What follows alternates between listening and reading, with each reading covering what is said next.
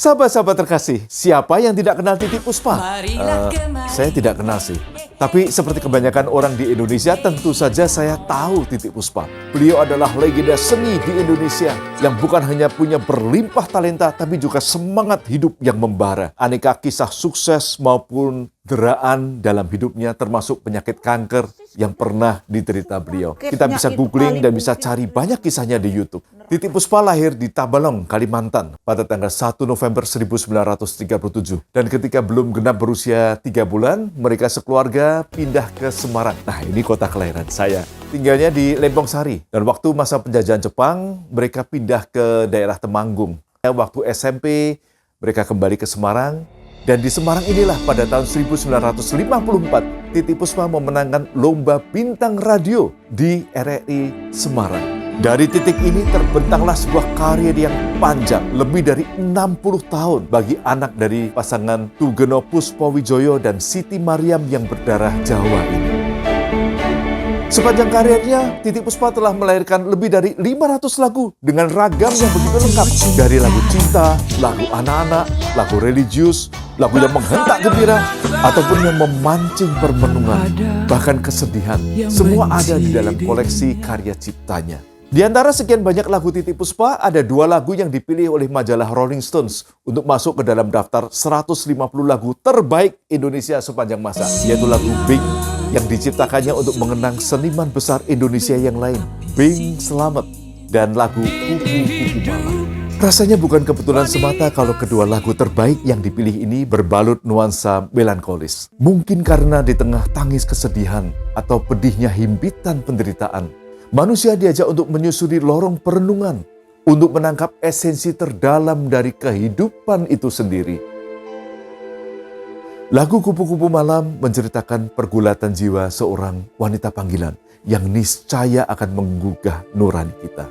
Sisi humanis seorang Titiek Puspa terpancar begitu kuat pada lagu ini. Syairnya bukan berisi dakwaan yang menghakimi. Ia bukan sekedar berkhotbah, "Dosa lo kamu ini, mau cari kerjaan yang lain." Tapi justru ada tanya di situ. Dosakah yang ia lakukan? Disusul dengan sebuah pertanyaan yang lebih menohok. Sucikah mereka yang datang? Mereka yang datang mungkin berselubung gelapnya malam atau lewat jalan lain yang aman, lalu bisa pulang dengan tetap terhormat selama tidak ketahuan. Sementara si kupu-kupu malam seolah mesti berkubang kotoran sendiri. Mereka yang datang. Lagu ini ternyata berangkat dari sebuah kisah nyata. Kupu-kupu Malam, itu ciptaannya yang... Itu kalau itu kejadian asli. Selesai dari sebuah acara, pintu Titiek Puspa diketuk. Ternyata itu adalah seorang wanita dan ia mulai mencurahkan isi hatinya. Sebagai seorang istri yang ditinggalkan oleh suaminya, ditinggali anak-anak, dia tidak punya keahlian apa-apa karena dulunya terbiasa hidup dimanja. Lalu perhiasan mulai dijual, perabot mulai dijual untuk biaya hidup. Dan akhirnya semuanya habis, mulai utang-utangnya makin besar, tidak mampu membayar. Ketika ditagih, dia diancam. Ya udah, kamu mau polisi apa mau kerja? Wanita ini mencoba menawar, "Saya mau jadi pembantu. Kalau kamu jadi pembantu, kapan kamu bisa lunas?" Dan demikianlah oleh tangan-tangan biadab, ia ditenggelamkan ke dalam lembah hitam.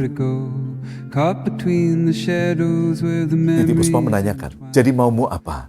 "Saya kepingin bisa ngurusin anak-anak dan punya suami." Lalu Titiek Puspa mengajak wanita itu berdoa dengan cara masing-masing. Karena dia seorang muslim dan Titiek Puspa melihat wanita ini menggunakan kalung salib.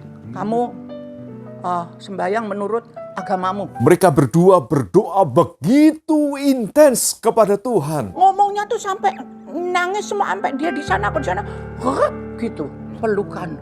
Terus Tuhan di sini, Papa Yesus ini Gusti Allah. Sampai akhirnya gemeter gitu. Selesai berdoa, Titiek Puspa memberikan sebuah nasihat yang begitu indah. Tuhanmu udah dengar, Tuhanku udah dengar.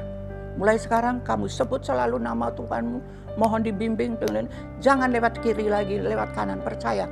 Dan seminggu kemudian, baru nonton, tahu-tahu dipeluk dari belakang. "Tante Titi, aku sudah kawin." "Alhamdulillah." Aku udah tahu aja nih suaranya. Suaminya orang terhormat. Memang tidak semua kisah berakhir indah seperti ini. Ini mengingatkan bahwa tugas kemanusiaan kita masih panjang. Titik Puspa yang berpulang pada tanggal 10 April 2025 telah melakukan bagiannya. Dan ia tinggalkan pesan indah ini bagi kita. Itu doa dari dua agama.